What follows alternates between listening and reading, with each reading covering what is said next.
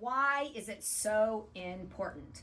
It's important because it helps our brain process things quickly. It helps build muscle. It affects our focus, concentration, speed, power. It pretty much affects our whole life. We're 70% water within our body. So let's find out more about hydration. Why is hydration so important? Well, if you're 1% dehydrated, performance and processing speed can decline up to 15%.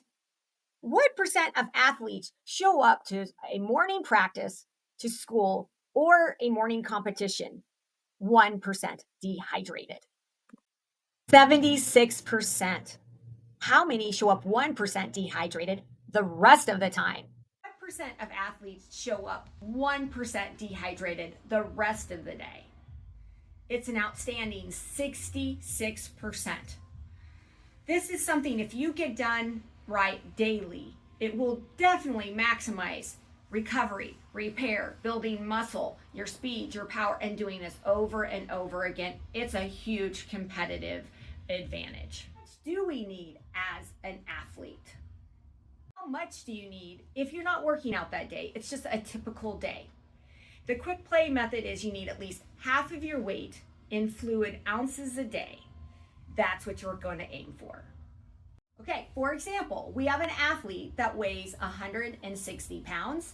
Half of 160 is 80. We need roughly 80 fluid ounces of water or fluid that day. What does that look like? All right, it actually takes 5 16-ounce fluid bottles equals 18 ounces. So this is a rough idea of what somebody who weighs 160 pounds, half of that is 80 ounces. So we got 5 16-ounce bottles to meet that goal for the day.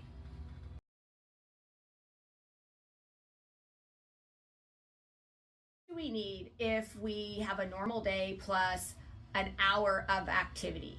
Well, it's half your weight in fluid ounces a day plus 10 or 20 ounces of fluid per hour per activity.